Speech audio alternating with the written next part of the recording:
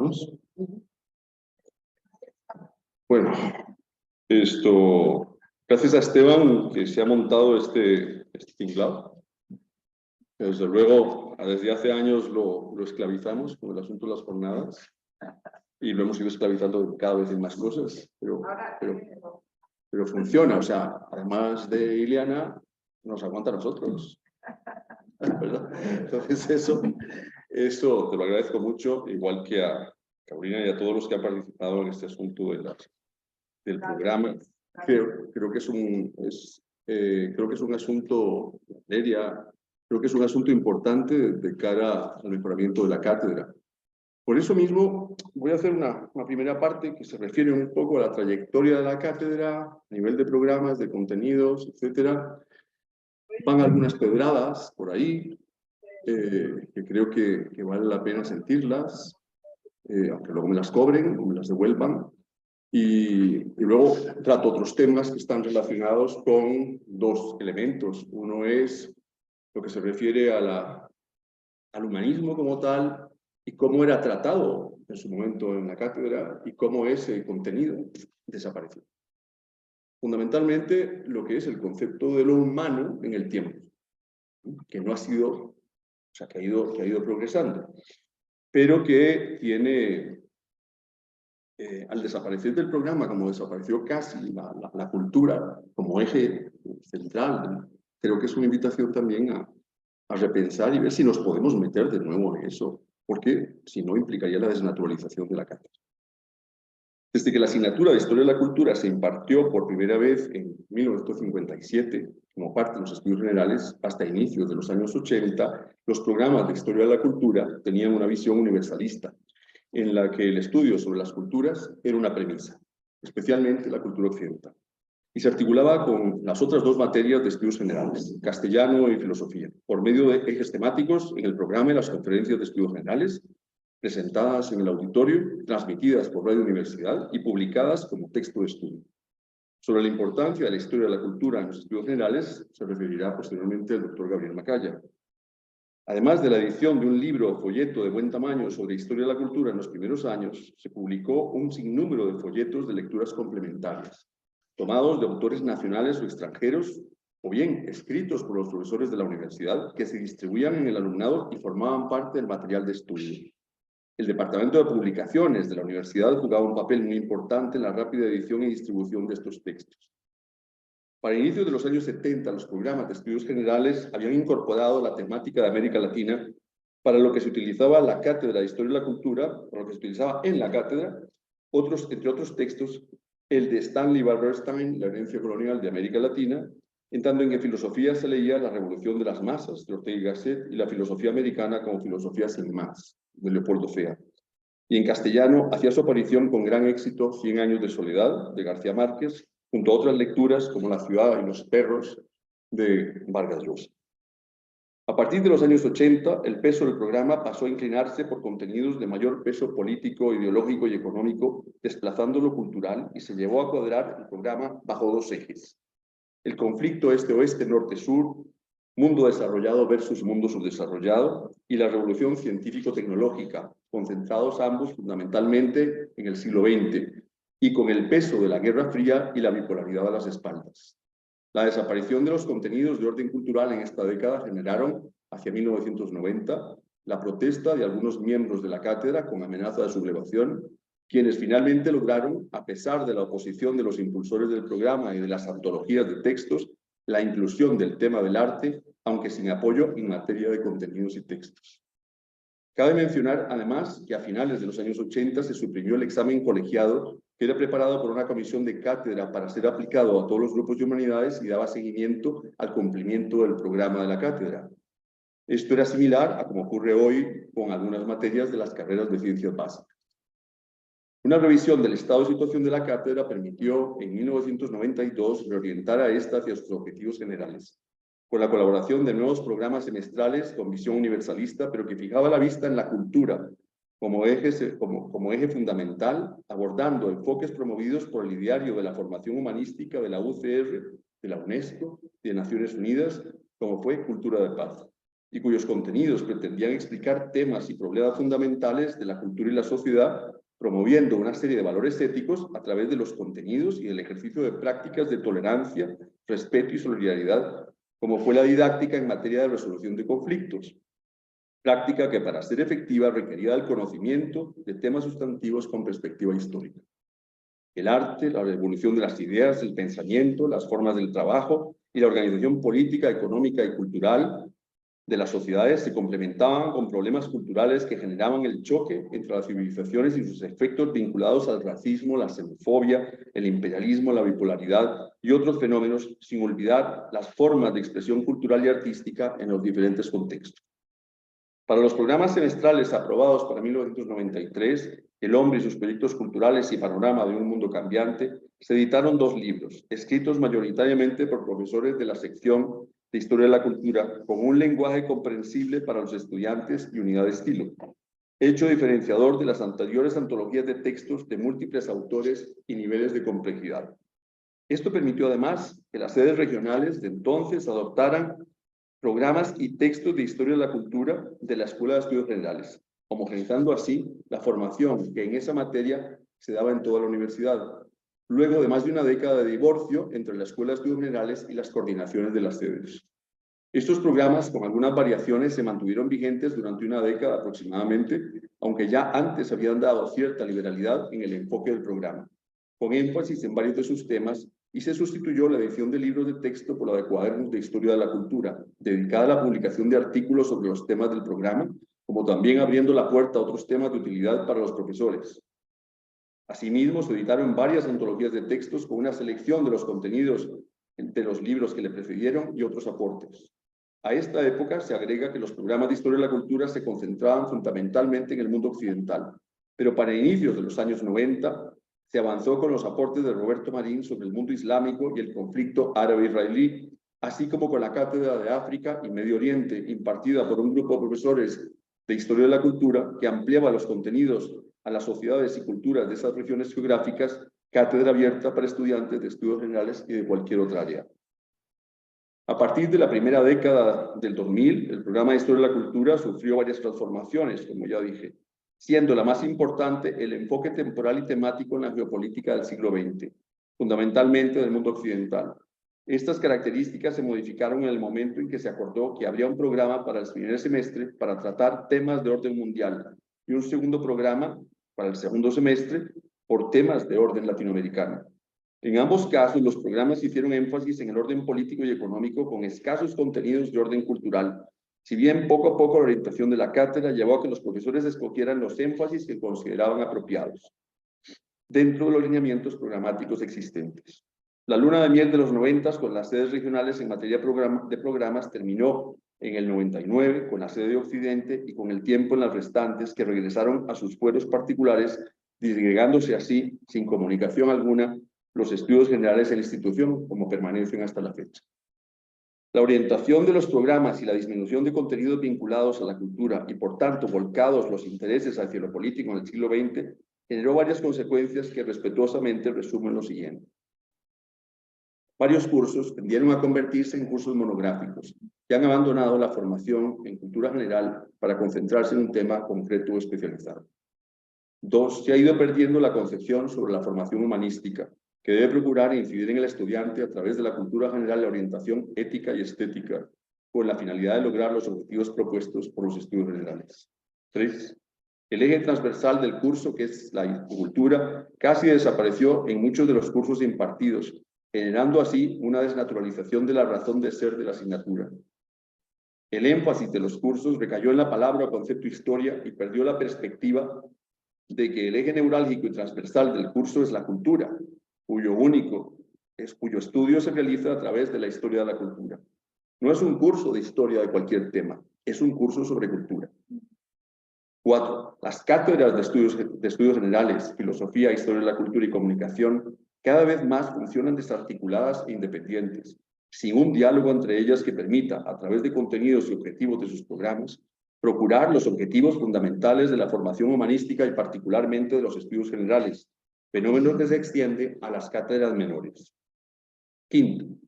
El especialismo y la orientación particular de los cursos por cada profesor de Historia de la Cultura, sin un diálogo fluido entre sus integrantes más allá de los puntos generales del programa o las sesiones administrativas de la cátedra, podría representar una desnaturalización de la asignatura y de los objetivos que, por imperativo, debería procurar cumplir. Para el cumplimiento de estos objetivos se requiere una visión y trabajo de equipo colectivo, permanente y sistemático a partir del conocimiento mutuo y voluntario del quehacer de cada uno y del conjunto de los profesores, con el intercambio de materiales de trabajo, lecturas, experiencias, conocimientos, propuestas, temas, preguntas, dificultades, etcétera, con la finalidad de exponer y revisar a partir de cada profesor directamente y del conjunto docente indirectamente los avances y logros, o bien los problemas que se enfrentan en el aula en la obtención de materiales de lectura y auxiliares en la aplicación de programas, entre otros aspectos. Sobre esto último, el problema de no hacerlo implicaría caer en lo que la reforma de 1957 combatía y criticaba: la dispersión, el archipiélago, el no diálogo o colaboración entre las partes de la academia. Mi consideración muy personal es que la escuela ha caído en cierto modo en la tendencia a convertirse en archipiélago dentro de sí misma, lo que de ser así la desnaturaliza y haría imposible cumplir con la misión que le ha sido asignada por el Estatuto Orgánico, la normativa y los objetivos y principios institucionales. Si lo anterior fuera cierto, o existe una amenaza de que suceda, debería detenerse de inmediato ese proceso, empezando por contrarrestarlo con una mayor dinámica de trabajo conjunto entre los integrantes de esta cátedra, o de una cátedra como la nuestra, sin perder de vista el trabajo con las otras cátedras. Porque una de las características de una universidad como la nuestra, que se identifica con el modelo humanista, es una organización que, citando a Trejos, los conceptos de unidad e interdependencia entre las diversas ramas del saber deberán estar siempre presentes entre todos los profesores participantes en el trabajo. La unidad en la diversidad.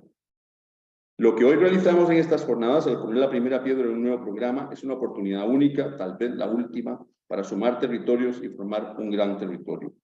Sumar esfuerzos y generar trabajo y colaboración conjunta, voluntaria y organizada que permita garantizar que, más allá de un buen ambiente de trabajo, haya un cumplimiento estricto de los objetivos propios de la formación humanística y de los estudios generales en particular.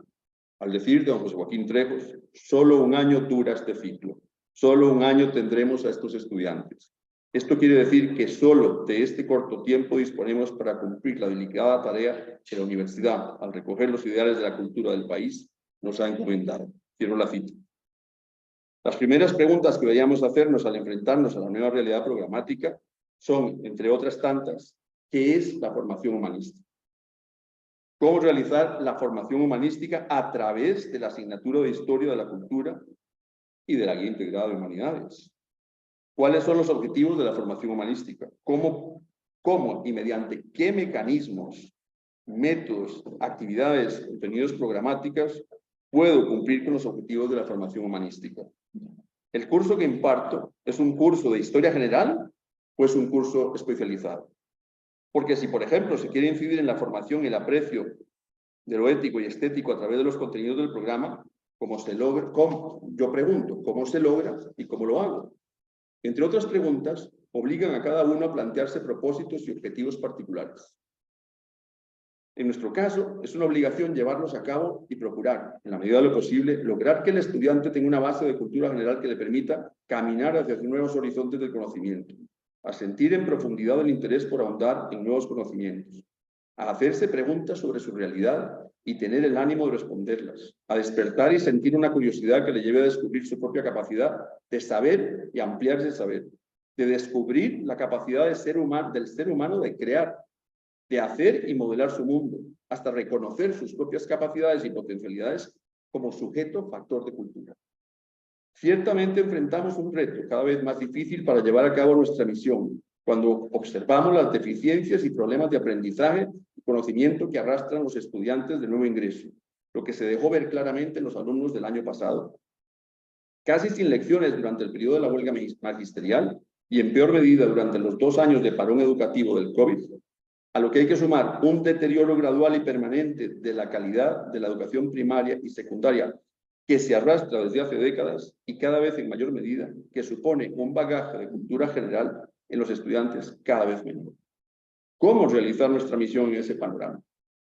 Claro está, como señalaba también don José Joaquín Trejos, que, comillas, los estudios generales no sirven ni tienen el propósito de remediar deficiencias de la segunda enseñanza, ni tampoco el de servir específicamente de requisito para el estudio posterior de otras disciplinas. Cierro cita. Pero, agrego yo, es claro que tenemos un problema y muy grande. Ese es un reto que hay que asumir pronto, procurando cumplir en la medida de lo posible con los objetivos que nos hemos propuesto. Si a eso agregamos la práctica y afición por el plagio que realizan muchos estudiantes, casi en grado de fanatismo, nos obliga a tomar medidas aún más cuidadosas y en lo que el diálogo entre nosotros podría facilitar cómo atajar una práctica antiética tan extendida que sin duda es enemiga de lo que pretendemos realizar aquí. Ahí sí que el trabajo en esa materia ética con los estudiantes es muy importante, sobre todo cuando se trata de convencer o de extirpar su realización, la realización del plagio, cuando viene casi instituida y estimulada desde la secundaria sin sufrir penalizaciones en esos periodos. Una serie de tratadistas que han abordado el tema de la formación humanística y la educación general usualmente enfatizan en la parte teórica, más allá de decirnos de qué manera en la práctica del aula se puede llevar a cabo ambos elementos. ¿Cómo hacerlo? Ninguno de nosotros nació aprendido, pero a paso lento y dándonos trompazos de vez en cuando, viendo al espejo cuando es necesario, podemos lograrlos. A pesar de haberlo dicho en 1957, creo que lo expuesto por José Joaquín Trejos y Rodrigo Facio es lo más claro que he leído para acercarse a la praxis en la formación humanística y el papel de la cultura general de la misma. Trejos dice, cito, las tres asignaturas comunes de estudios generales deben, más bien, inducir a los alumnos a meditar en los problemas fundamentales que se ha planteado el espíritu humano, tales como los del bien y el mal, y reflexionar sobre su posición en el mundo, indagar sobre las causas y principios de las cosas y a distinguir las ideas principales de las accesorias. Debe procurar el alumno el aprecio por las obras, las instituciones y las ideas que han producido el genio humano, y debe contribuir a proporcionar adiestramiento en el arte de la comunicación del pensamiento, de la expresión precisa y apropiada de las ideas y a estimar y disfrutar el arte en la poesía, en la literatura. Los estudios generales deben dejar en nuestros estudiantes un semillero de intereses e inquietudes intelectuales y aprecio de los mejores valores éticos y artísticos que han producido la humanidad, capaz de perdurar y fructificar en sus espíritus a través de sus vidas. Y es la cita. Es poco más o menos aquello que es tocar al estudiante. Facio, por su parte, enfrentando el especialismo con la educación y la cultura general, entra a saco a manifestar un texto que se ha publicado y se ha leído miles de veces. Pero al mismo tiempo, dice Facio, en cuanto más especialistas necesitemos, mayor necesidad tendremos de que estos especialistas sean, antes que especialistas, o mejor dicho, a la par de especialistas, hombres cultos, libres de prejuicios, virtuosos, respetuosos y modestos. Porque si el desarrollo social y técnico estimula las especializaciones, el desarrollo de la democracia, gustado el término en su sentido más ancho, exige la cultura general, el equilibrio de los conocimientos, el respeto, la comprensión y la coordinación entre unos y otros quehaceres científicos. Si la tecnología debe lanzar a los hombres por distintos caminos, que la cultura general les ofrezca un horizonte común. Para decirlo en las bellas palabras de Albert Einstein, uno de los grandes especialistas cultos de nuestro tiempo, abro comillas, no es suficiente enseñar a un hombre una especialización. Por este medio se puede convertir en una especie de máquina útil o en una personalidad no desarrollada armoniosamente. Es esencial que el estudiante adquiera un entendimiento, un sentido vivo de los valores, un sentido vivo de lo bello y de lo moralmente bueno. Debe aprender a comprender los motivos de los seres humanos, sus ilusiones y sufrimientos, para así adquirir su verdadera relación hacia los individuos y la comunidad. También es vital para una educación valiosa que se promueva en el joven el desarrollo del pensamiento crítico o independiente. Para lograr esos objetivos, el medio parece ser engarzar la especialización sobre un fondo de cultura general que le permita a cada especialista asomarse con simpatía al huerto del vecino y comprender que su propio huerto no se confunde con el mundo entero, ni es la primera de todas las cosas. Cierro la cita.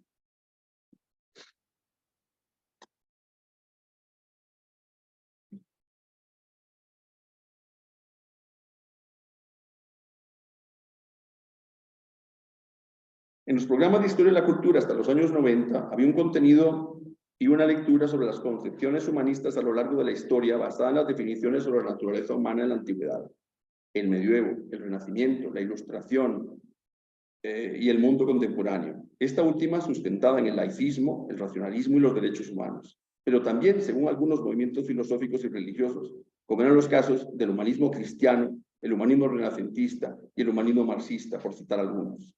Así se ubicaba el estudiante en las concepciones de lo humano en el tiempo y en las ideas de la naturaleza humana también en el espacio, lo que permitía orientar al estudiante sobre la evolución del pensamiento y las ideas fundamentales que marcaban el devenir a la sociedad de cada tiempo con sus características, facilitando la comprensión del por qué y cómo la sociedad se organiza en cada tiempo y espacio y por qué el ser humano ha actuado según la escala de valores predominante en ese tiempo y espacio.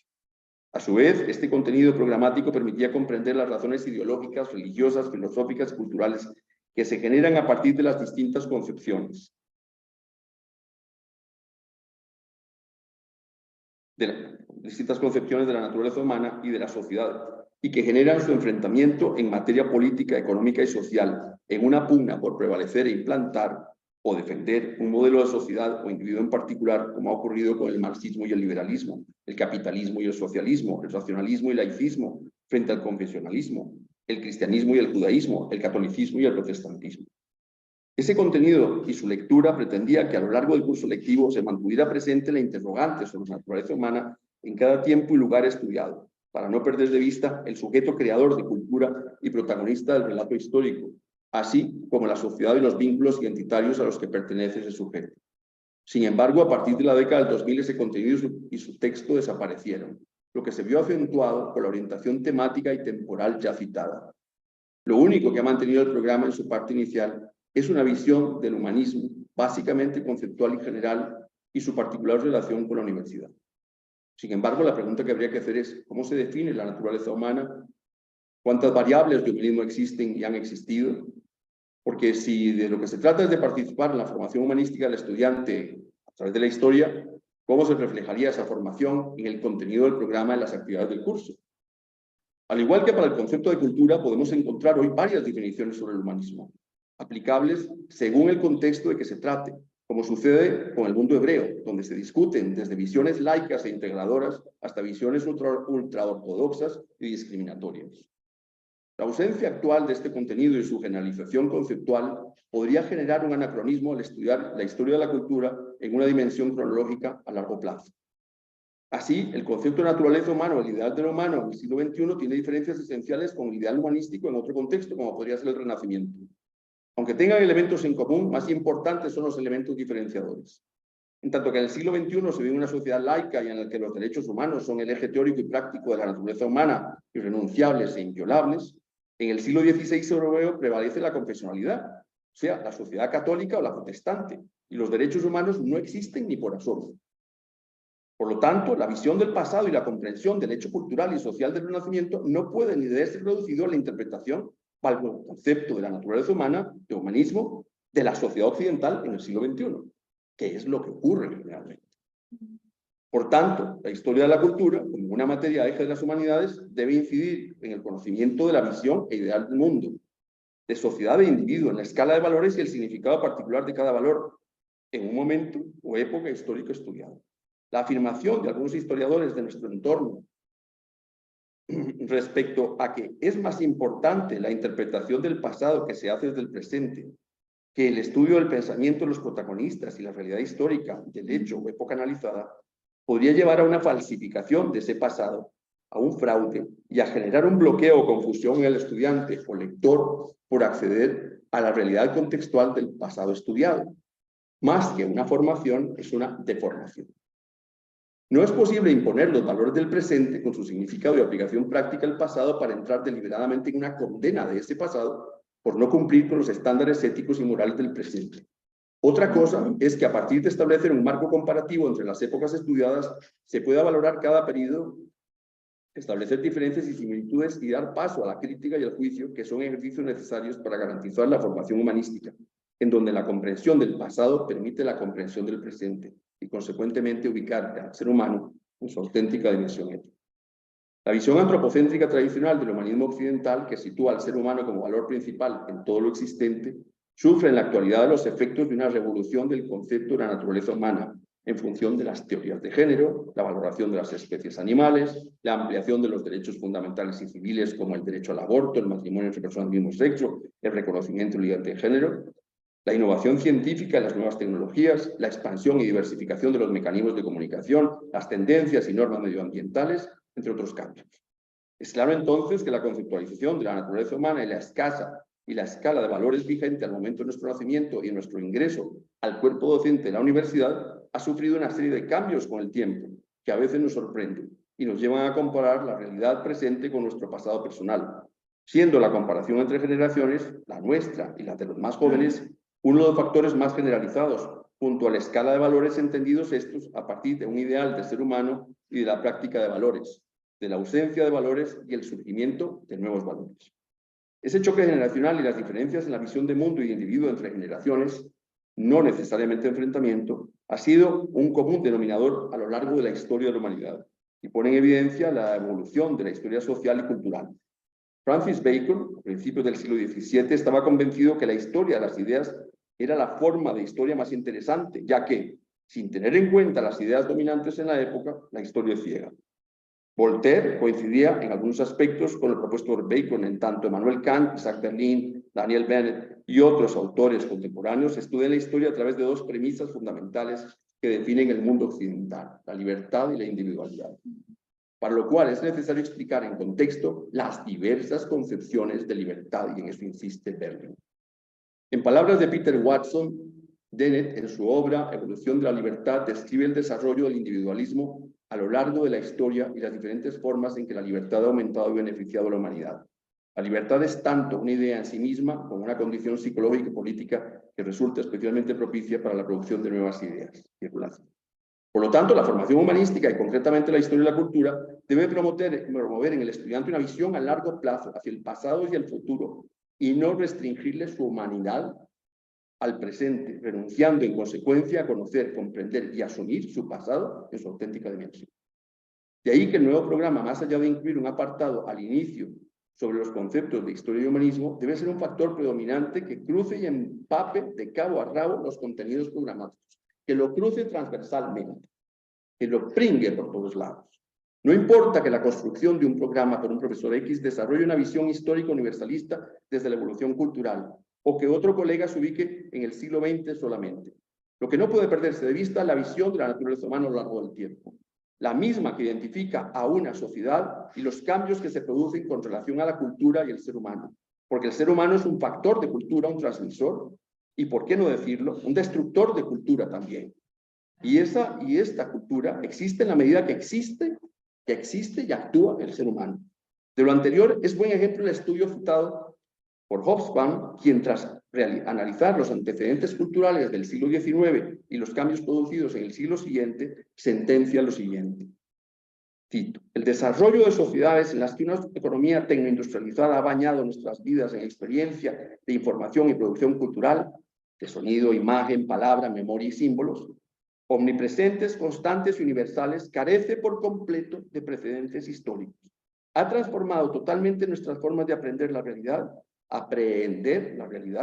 y la producción artística, sobre todo al poner a la condición tradicionalmente privilegiada de las artes en la antigua sociedad burguesa, es decir, su función como medida de lo bueno y lo malo, y como portadoras de valores, de verdad, belleza y catarsis.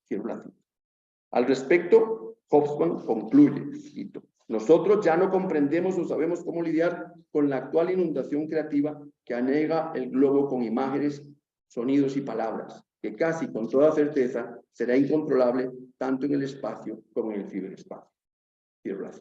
La visión de Hobsbawm sobre la realidad en la que se debatía su generación, que en cierto modo se comparte con muchos de la universidad, podría no ser la de la generación de estudiantes que ingresan a la universidad este año, cuyos integrantes han nacido en medio de esa marea escrita y están inmersos en nuevas formas culturales y lenguajes de comunicación, en medio de una transformación de los códigos sociales, de la revitalización y significación de valores y del sentido estético. Por ello es de vital importancia cumplir el proceso de formación humanística y en especial desde la historia y la cultura bajo los principios de formar para el futuro y formar para lo imprevisible, en donde lo interdisciplinario y lo humanístico, en palabras de don Gabriel Macaya, sean la receta a seguir.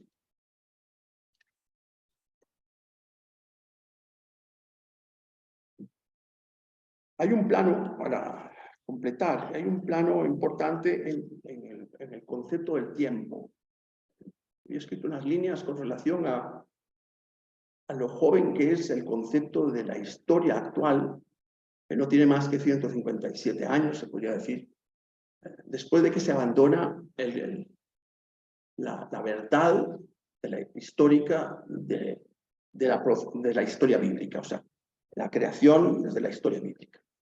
Y eso, por supuesto, es un elemento que hay que ponerle punta. Eso lleva también a la creación de las secuencias cronológicas que nosotros conocemos. La creación de una secuencia cronológica en la historia no es algo nuevo, como ocurre con la historia cultural vinculada estrechamente a la historia de las ideas, como han sido las propuestas por Joaquín de Fiore, Jean Baudin, Francis Bacon, Thomas Hobbes, Jean-Baptiste Vico, Marqués de Condorcet, William Godwin, Thomas Carlyle, Comte, Morgan, Gottfried Herder, Wilhelm Hegel, Immanuel Kant, Dunlop, Denison, etc. Collingwood, Brinton, Cipolla. Estos autores proponen una división de la historia a partir de grandes o significativos eventos o contribuciones de orden cultural y especialmente de tipo intelectual, y que marcan la pauta del desarrollo de la humanidad a través de la cultura. En ese sentido, también lo hicieron Isaac Berlin, Ernest Gombrich, en Breve Historia de la Cultura y Breve Historia del Mundo, Ernest Gellner, en Arado, Espada y Libro, Richard Tarnas, en La Pasión del Pensamiento Occidental, Johann Gutzblom en Fuego y Civilización, Jared Diamond en Armas, Gérmenes y Acero, Peter Watson en Ideas, Historia Intelectual de la Humanidad y Yuval Noah Harari en su libro De Animales a Dioses, Breve Historia de la Humanidad. La mayoría de las obras de los autores citados, especialmente los de los siglos XX y XXI, han construido una historia de la humanidad a partir de una historia cultural, en la que las ideas y el pensamiento a lo largo del tiempo juegan un papel determinante. Watson, sin embargo, llama la atención sobre la importancia de valorar el pensamiento humano como un factor esencial de la historia de la cultura, así como la historia intelectual y la historia de la ciencia, por citar un par de ejemplos, y con ellos los avances y retrocesos en el desarrollo. Para Watson, la lección más importante que se puede extraer, cito, de una historia de las ideas, es que la vida intelectual, acaso, la dimensión más importante, satisfactoria y característica de la existencia humana, es una cosa frágil, que puede perderse o destruirse con facilidad, como ocurrió, cierro la cita, como ocurrió con el saber del mundo clásico griego, perdido temporalmente o totalmente. Así, en tanto Hipócrates en el siglo V había descrito la epilepsia como una enfermedad natural, casi 20 siglos después, el médico inglés John Gaddesden, cito, recomendaba curar la enfermedad leyendo el Evangelio ante el epiléptico, al mismo tiempo que se colocaba sobre él un pelo de perro blanco. Cierro la cita. Es común que se crea que el estudio de la cultura se traduce solamente en el estudio de las artes plásticas, la arquitectura, la literatura, el teatro, la danza y otras manifestaciones artísticas. Pensar que la cultura se reduce a esto es un error, pues esas manifestaciones son una parte de la cultura, son expresiones de la cultura, manifestaciones que, partiendo de una abstracción, de una idea, se plasman y materializan. Al respecto, Arthur Lovejoy, director que fue del Journal of History of Ideas, fue más allá e identificaba la historia de las ideas con la historia de la filosofía, la ciencia, la religión y la teología, las artes y la educación, la sociología, el lenguaje, el folclore y la etnografía, la economía y la política, la literatura y la sociedad, entre otros aspectos. La revista mencionada y otras obras relacionadas con su grupo de trabajo han explorado a través del tiempo la forma que una idea llevaba a otra a lo largo de la historia, como ha ocurrido en las ciencias básicas y aplicadas, y en particular las ideas sobre la naturaleza humana, la literatura y la estética, las ideas sobre la historia, las ideas de instituciones económicas, jurídicas y políticas, la religión, la filosofía, la lingüística, la lógica formal, las matemáticas y otros campos. En realidad, una historia cultural o historia de las ideas, al decir de Peter Watson, es una alternativa a las historias tradicionales. Cito, una historia de las que han sido excluidos los reyes, los emperadores, las dinastías y los generales, y que omite mencionar las campañas militares, las conquistas imperiales y las treguas y tratados de paz. Eso no quiere decir que se omita el desarrollo de las tácticas militares, la invención de las nuevas e influyentes armas, las teorías sobre la monarquía y las batallas intelectuales entre los reyes y los papas por el dominio de las mentes de los hombres. No se trata de abordar la conquista de América, pero eso no quita que se analicen las ideas que llevaron al descubrimiento del Nuevo Mundo y el modo en el que, por ejemplo, y cito, este descubrimiento cambió la forma en que los europeos y los musulmanes pensaban. Cierro la cita. Una historia de la cultura implica entrar, por ejemplo, en el fondo de los cambios que dan lugar a una nueva idea de la naturaleza en el Renacimiento. en la que la relación hombre-Dios y el sentido de libertad se constituirán en los principios activos de la ciencia moderna y las bases para el desarrollo del hombre moderno y el racionalismo. Aunque no se estudie la construcción de los grandes imperios, sí es importante analizar la idea del imperio y el colonialismo con sus variables, y con ello la mente imperial, al estudiar, por ejemplo, cómo los británicos influyeron y cambiaron el pensamiento de los hombres de la India, o bien el sincretismo cultural y el mestizaje en el imperio español, y la extraordinariamente representado en las manifestaciones artísticas y religiosas, y la desestructuración mental y cultural producida, situaciones en las que la idea de raza, hoy tan importante en el concierto social, debería ser estudiada. Sergei Grusinski, por ejemplo, realiza un viaje cultural a la América colonial a través del fenómeno del sincretismo cultural y religioso, así como a los efectos culturales globalizantes del imperio español, como expone en las 4 partes del mundo. Esa historia cultural también podría responder a explicar una serie de usos, costumbres, formalismos e ideas que se cumplen por los individuos sin cuestionamientos o explicaciones sobre su origen y que podrían abordar temas relacionados con la vida cotidiana, el origen y sistemas de medición del tiempo, la idea de lo sobrenatural y las religiones, el origen del fuego y su relación con el dominio por la energía, lo político y lo económico, las familias lingüísticas y la estructura del pensamiento, la relación entre el capitalismo y el protestantismo, el origen de instituciones similares en culturas diferentes y sin comunicación en el tiempo, los ritos funerarios, etc. Y relacionarlo con un contexto determinado. La historia de la cultura, en consecuencia, es un eje vertebrador de los diversos saberes y manifestaciones creados por el ser humano. Erich Hobsbawm, en Un imperio de estructuras, sociedad y cultura en el siglo XX, reflexiona sobre las artes al principio del nuevo milenio, pero señala que, cito, no podremos comprenderlo a menos que nos remontemos al mundo perdido del ayer.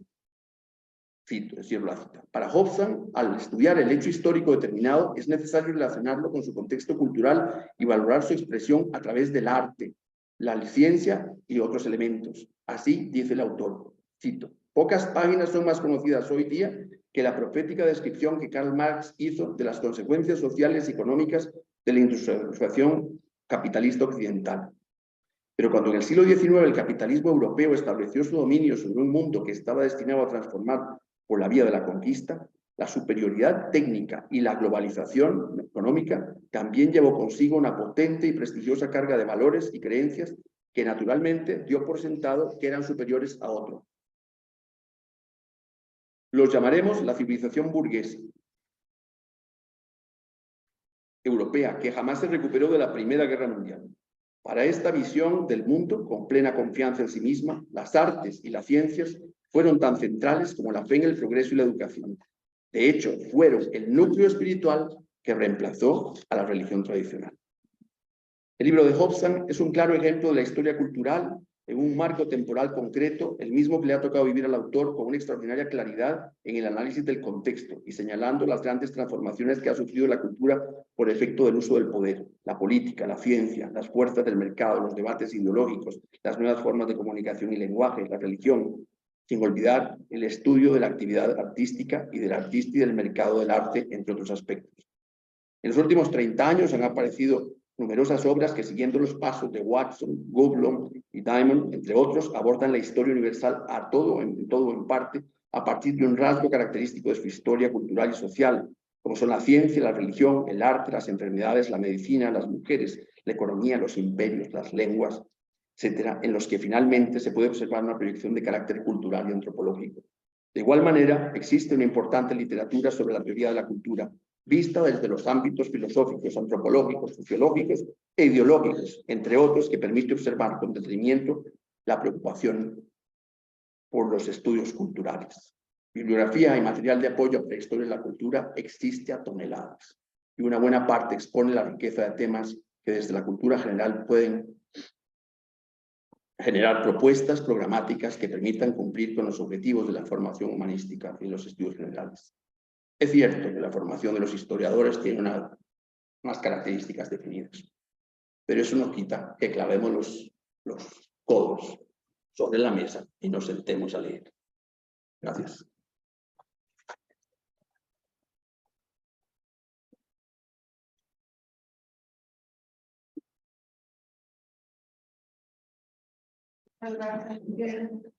Efectivamente, El doctor Gabriel Santana va a una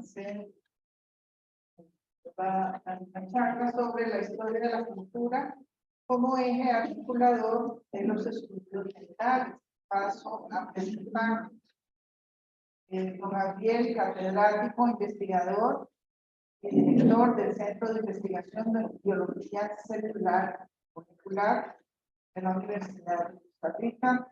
Ha ocupado varios cargos como el de vicerrector de investigación de la Universidad de Costa Rica entre 1981 y 1988, rector de la Universidad de Costa Rica entre 1996 y 2004, presidente, entre otros, de la Academia Nacional de Ciencias y vicepresidente del Comité Ejecutivo de la Estrategia del Siglo XXI en el año 2007.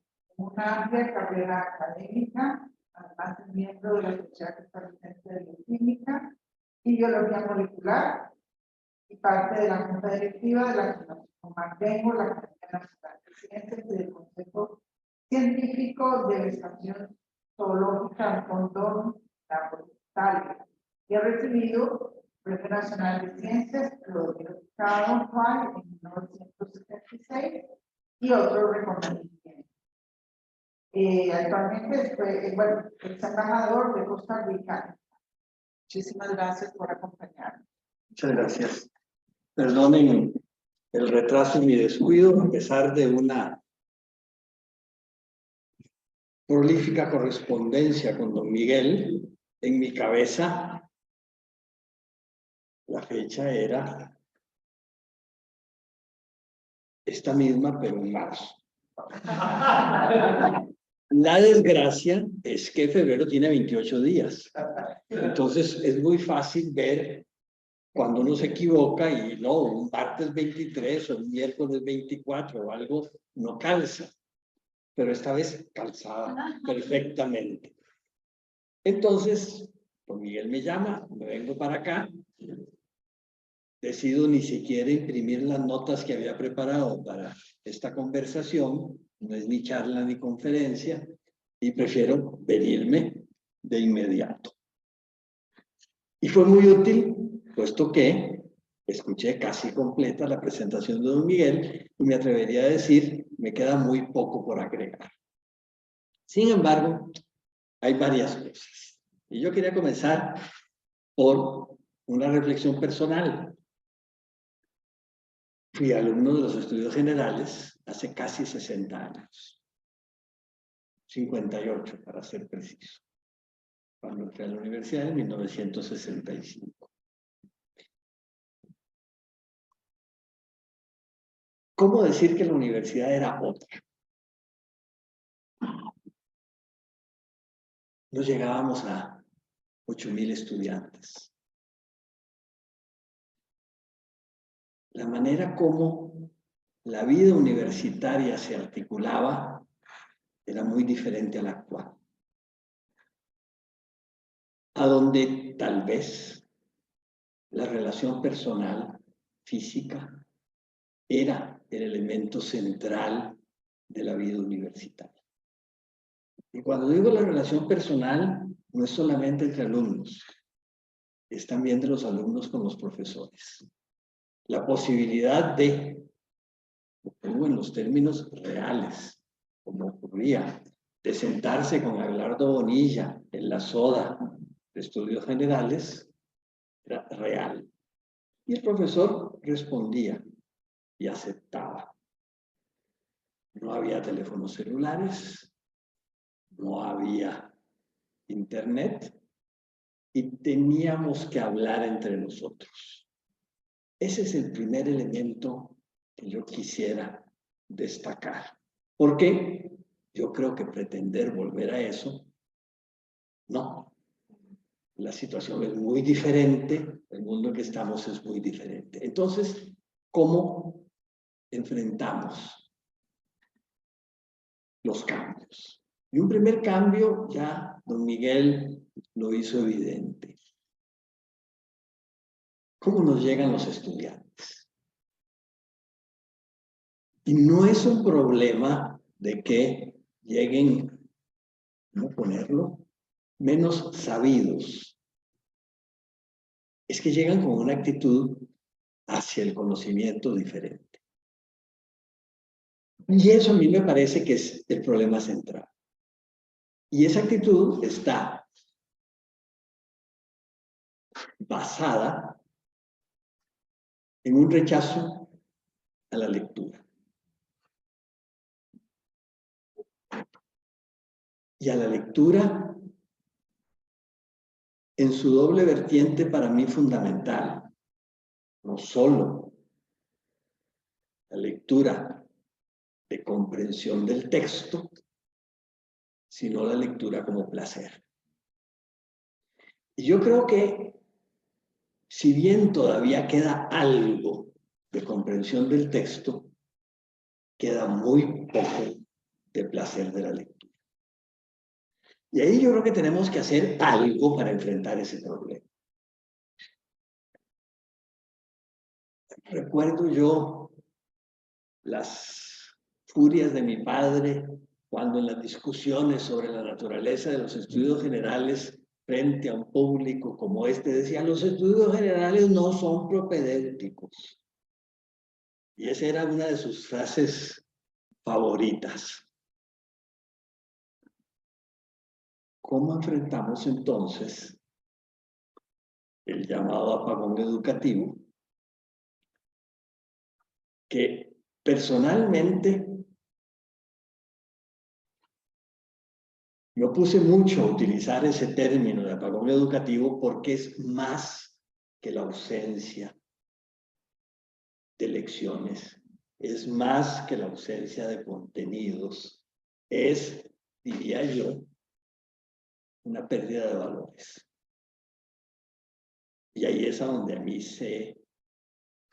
me eriza la piel de cómo podemos enfrentar eso.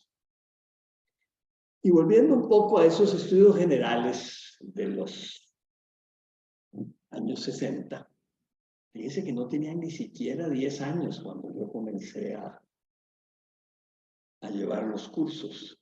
Todavía era un proceso de construcción. Pero era un proceso de construcción que aún los mismos estudiantes podíamos verlos claramente. ¿Y por qué? Yo creo que hay varios elementos de esa época que se perdieron y que eran fundamentales en esa vida del estudiante de estudios generales. El primer elemento central que yo creo que se perdió fueron las conferencias magistrales.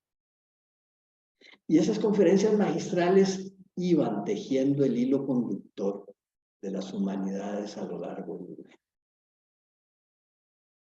Y esto entonces nos hacía integrar acciones, integrar saberes, integrar conocimientos, simplemente por el hecho de escuchar las conferencias. Conferencias que, en una época en que no teníamos la televisión universitaria, no teníamos los medios actuales, las conferencias se repetían 2 veces por día por la radio de la universidad y eran los programas de mayor audiencia nacional que tenía la radio de la universidad. Y no solo eso, se transcribían y se imprimían. Y los estudiantes teníamos el texto también que podíamos leer si no íbamos a la conferencia. Sin embargo, valga esos recuerdos, el ir a la conferencia era un proceso social fundamental dentro de la vida universitaria en estudios generales. Era el momento de intercambiar, discutir, hacer amistades, profundizar amistades, hacerse de un compañero o de una compañera. Era el centro de esa vida. Muy bien. Por otra parte, y aquí retomo un poco lo que ya don Miguel expuso, la forma en que se estructuraba el curso de humanidades giraba en torno a historia de la cultura. Era la historia de la cultura, por eso el título de este comentario, la que articulaba el programa. Y entonces, filosofía era un elemento central del proceso cultural. El estudio de la literatura y de la lengua, igualmente. Sí encontraba yo en esa época, y continúo considerándolo crítico, la consideración de la ciencia no era central al proceso. Y yo creo que eso es una rectificación que se ha hecho, pero debería ser más integral al proceso de historia de la cultura. Es decir, no es un curso de biología, no es un curso de física y matemáticas, no es un curso de sociología, antropología, no. Es una forma en que extendamos ese concepto de historia de la cultura abarcando todas esas otras actividades. Por ejemplo, a mí siempre me molestaba, con todo respeto por los profesores que tuve, que la actividad musical o artística, o como se llamara en esa época, era una pequeña distracción o solaz para los estudiantes. Yo hubiera esperado, y así lo manifesté muchas veces, el año que a mí me tocó, si no me equivoco, sí, el año que me tocó a mí como tema fundamental integrador, como se hacía en esa época, era el fin de la Edad Media. Bueno, yo hubiera querido, en las clases de mi queridísimo profesor de apreciación musical, don Carlos Enrique Vargas, haber podido entrar un poco en la música del medioevo y haber podido extender mis clases de historia de la cultura en esa apreciación musical guiada por la centralidad del tema de la historia de la cultura. Lo mismo podía uno pensar en teatro. Actividad tan entusiasta para los estudiantes, con un profesor tan motivador como era Guido Sáenz. Poder un poco ver lo que fue el teatro en la Edad Media. Su desarrollo, su papel en la literatura, etc. Pero no, esos eran mundos aparte. Y a mí me molestaba mucho porque siempre he creído que eso necesitaba una integración mayor. Y esa integración mayor solo puede venir mediante una consideración más central de la historia de la cultura. Y por eso me parece importantísimo esta reflexión que ustedes están haciendo. Ahora, ¿cómo enfrentamos esas nuevas generaciones que están entrando a la universidad? Y las reflexiones que uno puede hacer son no solo para estudios generales y las humanidades, sino para toda la formación universitaria.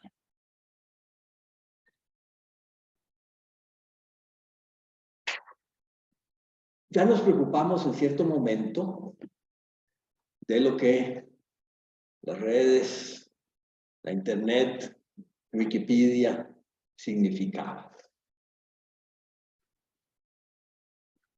Con todo y todo, el formato, gracias, de Wikipedia obliga a la búsqueda, a la racionalización, a la crítica. Pero ahora tenemos los nuevos sistemas, como el ChatGPT, en que ya ni eso es necesario. Y esa es una realidad. Y ya yo llevo 2 meses de estar seriamente trabajando con ChatGPT para ver hasta dónde llega el folclore y hasta dónde está la realidad. Y les aseguro que, bien utilizado, puede ser una herramienta violentamente útil. Experimento y se los cuento cómo lo hice. Pregunta a ChatGPT, ¿es Costa Rica una democracia?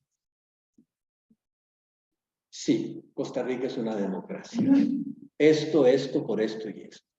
Todo estándar, bien articulado, bien redactado en inglés y bien contado. Bueno, yo dije, la frase era 200 palabras. Yo le dije, por favor, hágame un pequeño ensayo de 500 palabras sobre este mismo tema. Lo estructura diferente, como lo había hecho. Comienza por una consideración de que es una democracia. Y después dice, sí, Costa Rica es una democracia por esto, esto y esto. Viene todo lo estándar que podemos conocer y al final dice, sin embargo, y ahí viene la sorpresa. Cuidado, en Costa Rica se enfrentan los siguientes problemas. 1, 2, 3, 4. La permanencia de Costa Rica como democracia dependerá de enfrentar esos problemas. Y la lista, corrupción, narcotráfico, inseguridad, calidad de la educación. Bueno, ¿cómo articulamos eso con estos nuevos estudiantes? Les decimos no, prohibido tocar. Ah, será el aliciente mayor para hacerlo. Sí. Entonces, ¿cómo metemos esos nuevos medios? Y fíjense que es muy interesante verlo. Hay un libro que a mí me ha sorprendido siempre mucho, de que no ha tenido la relevancia que yo esperaba que tuviera. Fue el último libro que publica el doctor Claudio Gutiérrez Carranza. Es el libro para un nuevo humanismo, ciencia y tecnología, etc. Todos estos problemas, Claudio los había visto. Los discutía y justamente los ponía en el contexto de cómo enfrentamos dentro de un concepto de desarrollo de las humanidades, estudios generales, etcétera, estos cambios.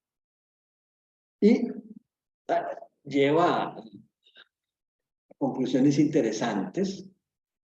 Es Claudio Gutiérrez posterior a sus inicios en filosofía, y por ejemplo, uno de los elementos centrales de ese libro es la noción de algoritmo.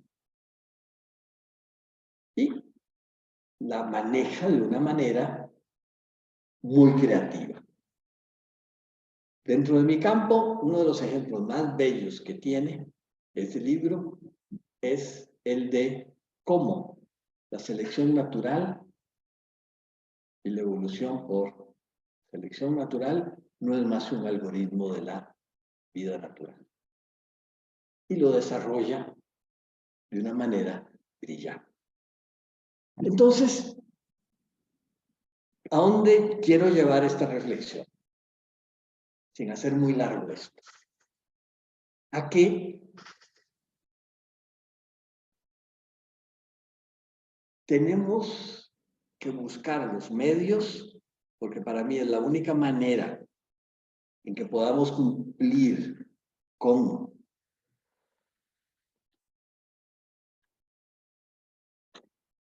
el sentido de las humanidades y los estudios generales, es encontrar el método para encantar al estudiante. Y al estudiante no lo vamos a encantar con estructuras pedagógicas muy bien formadas. No los vamos a encantar con, ahora, con lecciones como las recibí yo hace 58 años. No lo vamos, ¿cómo lo vamos a encantar? ¿Cuáles son en una juventud actual los retos que los van a encantar? Yo creo que la manera es hacerles ver que hay un complejo tejido que ha evolucionado a lo largo del tiempo, en que las ideas cambian. Y cómo ese cambio de las ideas, conformando lo que podríamos llamar la cultura, llega a lo que tenemos ahora.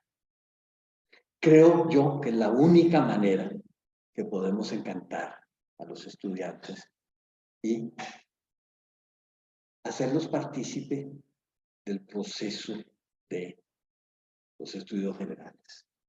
Recuerden que sin esa participación, sin ese encantamiento de los estudiantes, no estamos más que poniendo requisitos para avanzar en la carrera.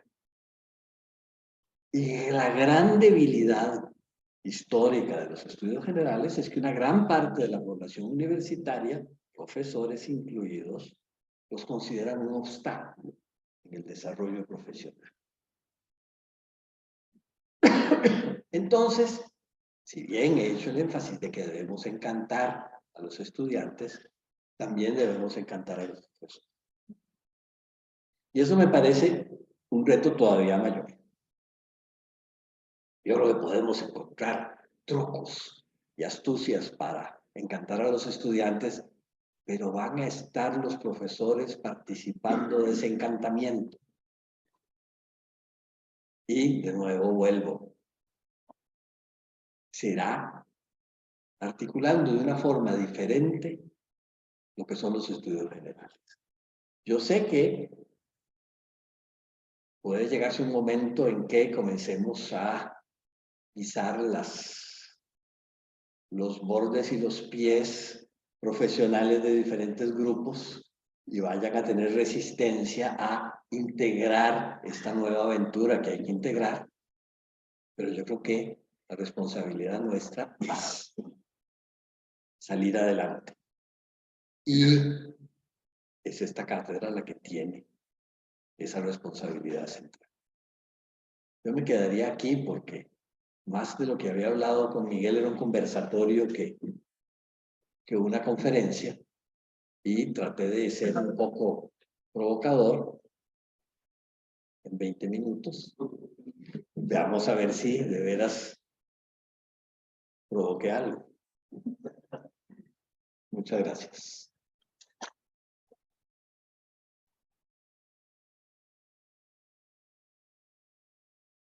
Queríamos iniciar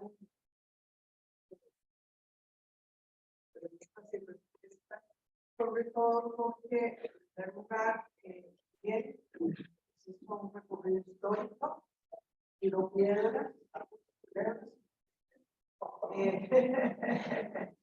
y nos recordó ese tránsito de 40, 50 años de 60, y proceso por el que ha pasado la cátedra inicialmente por la sección de la cultura de los problemas básicos que le encuentra, que es el hecho de que se pierde la concepción sobre la cultura humanística, porque se perdió en algún momento el eje de la cultura y de la evolución del humano dentro de la cultura, buscando nuevamente recuperarlo en un proceso que hemos llevado a lo largo de varios años, tratando de hacer inclusive, bueno, nuestra propia, digamos, biblioteca inicialmente eran antologías, actualmente son casi 30 cuadernos de historia de la cultura, y lo que él pretende que sea nuevamente recuperar no sé si me equivoco, Miguel, esa historia de la cultura desde el pensamiento. Y don Gabriel nos habla sobre perdón, y antes de eso, sobre la cantidad de bibliografía que también que existe sobre historia de la cultura. Esa es una parte en donde creo que coincide muy bien con don Gabriel en la medida en que nos pone a nosotros a manejar nuevamente este tema, la Escuela de Estudios Generales, encantándonos nosotros mismos con el estudio de la historia de la cultura, que también pues por este proceso se ha venido, no diría yo en franca decadencia, sino en cierto se ha desacreditado la escuela como tal, precisamente por las razones que señalaba don Gabriel de lo que alarga las carreras, los estudios. Así que creo que con esto tenemos preguntas y aportes. Ahí yo quería hacer otro comentario y estaba en mis notas. Valga la pena hacerlo ahora. El comentario se lo hice personalmente a Miguel y es una conferencia inaugural de la Universidad de Costa Rica olvidada, que fue la que dio Michel Serres, el filósofo francés, sobre,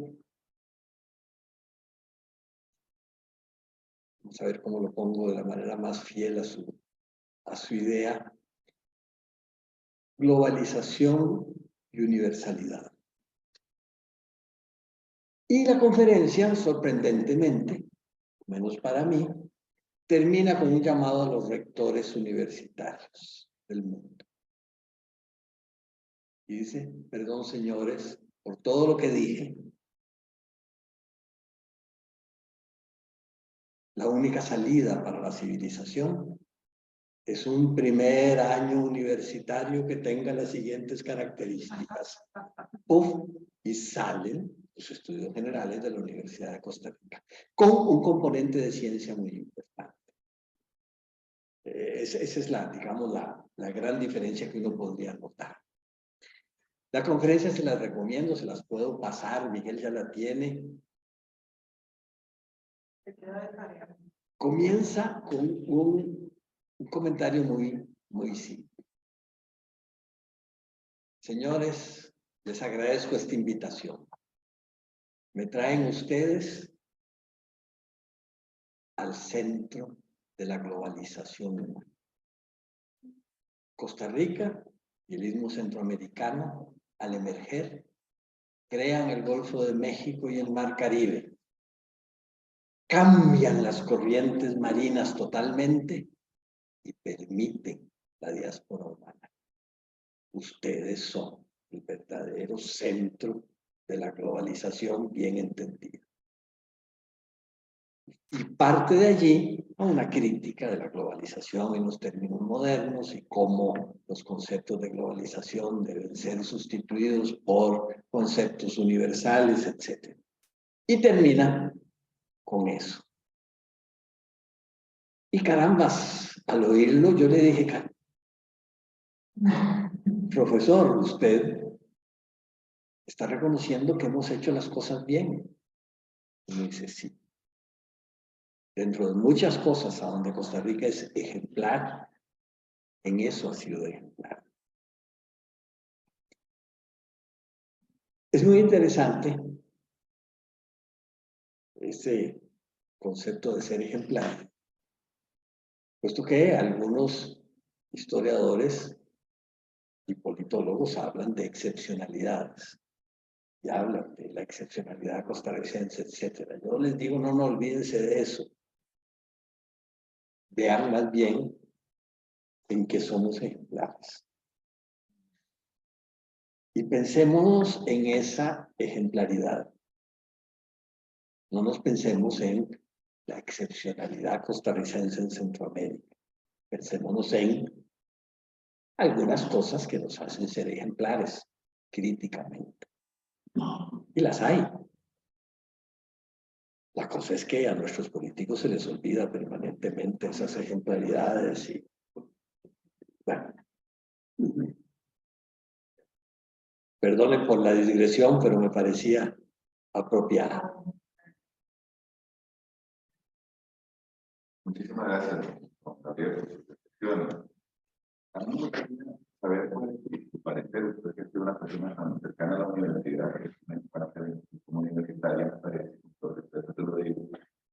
Y le pregunto, don Gabriel, este hecho de que a mí me cuentan, gente que estudió en la universidad años atrás, que los miércoles prácticamente eran sagrados porque eran las conferencias estudiantiles.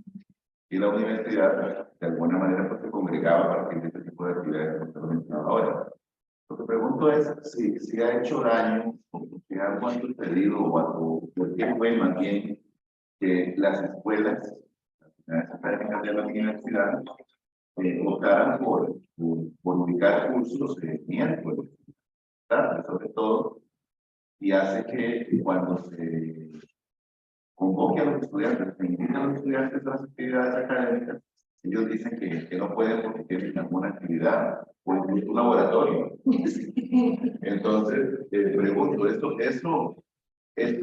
¿qué fue lo que pasó ahí? ¿Por qué se perdió ese vínculo, esa práctica, o como llaman ahora la gente, esa buena práctica que hace que ahora cueste mucho hacer ese tipo de actividades y que no choque con un curso? Te doy una respuesta clarísima y yo creo que no me equivoco en el diagnóstico. Ajá, por favor. Hay un proceso previo. Es decir, cuando la universidad comenzó a crecer, a hacerse compleja, a fragmentarse, los miércoles inicialmente eran ese espacio para integrar. Después los administradores descubrieron que era el momento preciso para hacer asambleas de escuelas, asambleas de facultades, reuniones de comisiones, etc. Y si tenés todo eso, ¿por qué no sustituirlo por cursos, que es mucho más productivo y mucho más útil para la institución? Y nos paseamos en todo. Y yo creo que es complicado eso de haber guardado ese día y ese sistema, digamos, lunes y jueves, martes y viernes, muy bien pensado, etcétera. Preservar el miércoles, ¿para qué?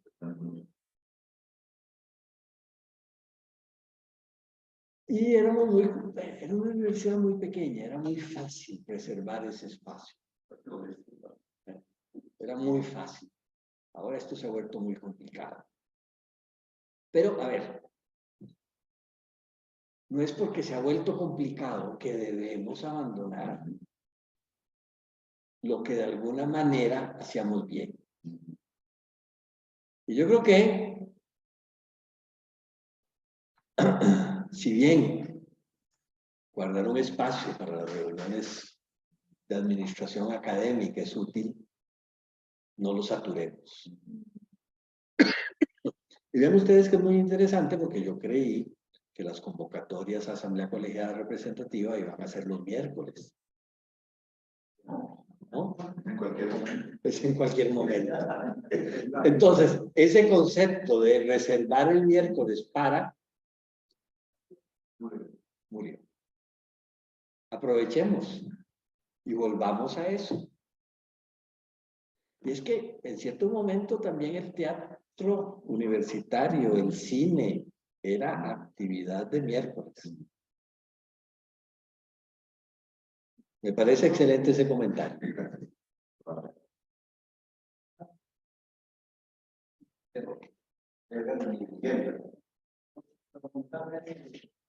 Profesor, quería hacer entonces también una pregunta concreta con respecto al elemento de la política universitaria. Con cambio de 3 años, se abolió la facultad de Ciencias y Letras, en las escuelas generales, que tal vez se haya perdido ese peso de lo que eran estudios generales, este contexto humanista en general, dentro de la misma estructura de la universidad.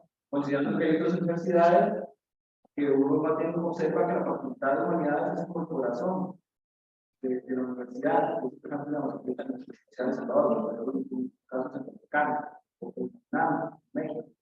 Entonces, tal vez como este proceso, desde un punto de vista político Ahí toma usted fibras muy complicadas. Uy, a ver. La reforma, los estudios generales, las humanidades tenían sentido dentro de una universidad organizada con una facultad central de ciencias. ¿Cuál fue el argumento? Esa facultad creció desmesuradamente y entonces en vez de buscar mecanismos para, dentro de una integración académica, manejar ese crecimiento, se decidió fragmentarla. Y vean la paradoja.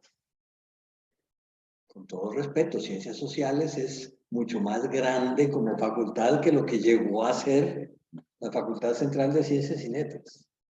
Y vean ustedes que el proceso, a ver, como les dice, tocaron ustedes una fibra muy sensible. Mi padre, Enrique Macaya, en 1936-37, se opuso a el proyecto Galdames de universidad. Porque decía, el proyecto Galdames lo que está haciendo es un arrejunte de facultades profesionales, eso no es una universidad. Una universidad necesita un eje cultural. Y para crear una universidad hay que encontrar ese eje. Muy bien. Perdonen ciertas reflexiones personales para contestarle. Muy bien. Pasan 4 años sin que ese proyecto fructifique hasta que se abre la universidad y se abre como, no siguiendo el modelo de Galdames, pero muy cerca, como una rejunte de lo que teníamos como escuelas profesionales. Y sí hay una facultad allí de filosofía y letras, unificadora, etc. Mi padre, cuando se funda la universidad, y es una faceta de su vida que muy pocos conocen, se integra como profesor a la naciente Facultad de Ciencias Económicas, como profesor de Sociología. Y ahí se integra en la universidad, comienza a ver esa fragmentación y comienza a desarrollar la idea que después Rodrigo Facio toma como el archipiélago, pero una universidad desarticulada, sin un eje central. Viene la primera elección de rector, porque recuerden que el primer rector es designado, y no es sino hasta 1944, ocurre la primera elección de rector, y hay un movimiento de estudiantes y jóvenes profesores para que mi padre asuma la rectoría. Y es candidato, se convoca a la primera asamblea universitaria que va a elegir rector, se presenta la candidatura y encuentran motivos para que esa candidatura no fructifique. Y son 2, fundamentalmente. El primero, que para ser rector hay que tener 10 años de antigüedad en la universidad, en 1944, mayo. ¿Sí? Entonces, él no podía ser. Entonces, evidentemente, solo podían ser candidatos profesores de Derecho, evidentemente, Odontología, segundo lugar, Bellas Artes, Farmacia y Agronomía. Todo lo demás descalifica. Bueno, hubo argumentos y se encontró un segundo argumento. Que si bien no podía ser por antigüedad, etcétera, que entonces a cuál colegio profesional estaba adscrito. Mi padre era abogado inicialmente, pero después hizo un doctorado en filología. Y él dijo, bueno, de acuerdo, no, en el grado menor yo no me voy a colegiar. Yo voy a colegiarme en el colegio de filólogos. No hay, la asamblea vota y lo eliminan como candidato. Viene la elección. Dicho sea de paso, los estudiantes están furiosos con el rector terminaba su periodo, porque tuvo una actitud permisiva con el gobierno cuando se estableció el Tribunal Electoral. Y hay ahí un movimiento universitario muy interesante, muy temprano, porque ni siquiera estaba la universidad hecha en ese momento, como la conocemos ahora, era todavía ese rejunte de escuelas. Y se oponen a la continuación del rector Alvarado y tienen que salir a buscar un candidato que tenía que ser primero o abogado. Nadie se le iba a meter al tren del rector abogado. Segundo, de la Escuela de Agricultura, de la Escuela de Bellas Artes, solo quedaba odontología. Entonces se encuentran a un exdecano que había renunciado 6 meses antes a la decanatura y le proponen asumir la rectoría y es electo. En otro día que me inviten les puedo mostrar un poco los intríngulis de esa elección y todo eso. Bueno, Enrique Macaya es electo en ese mismo acto como secretario general. Trabajando con don José Joaquín Jiménez Núñez, comienza él su proceso de reforma. Y comienza a montar la reforma, viendo la ausencia de ese eje central que permitiera desarrollar una universidad en un sentido sustantivo. Está ya preparando su propuesta para ser presentada en el primer congreso universitario, en 1946, cuando el doctor Jiménez Núñez renuncia. Y en esa época no hay profesores de plantas. Mi padre se queda sin trabajo al renunciar a la Secretaría General de la Universidad solidariamente con don Jesús María, con don José Joaquín. Y tiene entonces que buscar a su más cercano amigo, Abelardo Bonilla, para que presente un proyecto de reforma en el primer congreso universitario. Se presenta,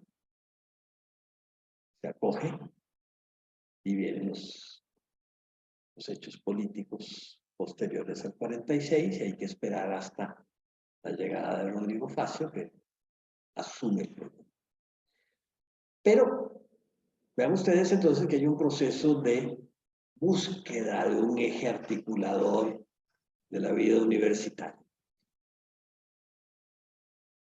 La universidad crece. Llega el tercer congreso universitario y la respuesta que se tiene es fragmentemos la universidad.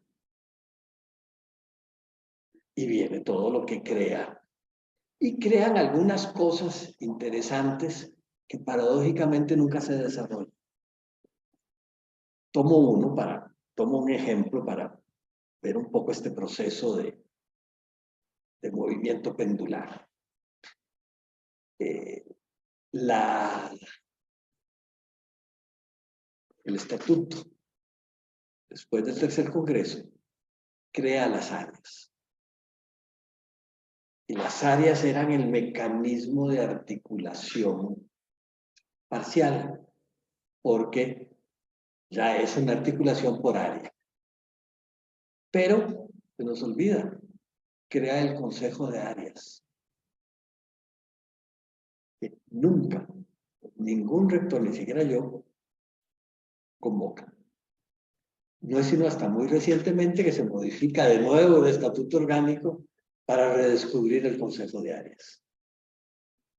Entonces, siempre la institución ha sentido la necesidad de enfrentar el archipiélago y de enfrentar la fragmentación. En una conferencia que di hace 4 años, Yo hablaba de que la universidad se volvió fractal. Estamos fragmentados a nivel institucional. Estamos fragmentados a nivel de facultades. Estamos fragmentados a nivel de escuelas. Estamos fragmentados a nivel de cátedras. Estamos fragmentados a nivel personal. La mayoría de los universitarios, me atrevería yo a decir, ya no encontramos a dónde amarrarnos. Nos tiran por todo lado. Entonces, estamos en un momento en que no hay más que buscar de nuevo la unidad. Y diciendo lo que ya dijo Miguel, lo que dijo mi padre, lo que dijo Rodrigo Facio, lo que dijo José Joaquín Trejos, buscando la unidad en la diversidad. Y esa formulita se las trae. Bueno, perdón. ¿Qué les parece si continuamos la conversación tomando un café? Sí. ¿Qué les parece? Y perdonen que fuera algo No, más. Relacionado con lo que dijiste también temprano, la necesidad de la acción y la Pues, Muchas gracias. Bueno, Gracias. sí.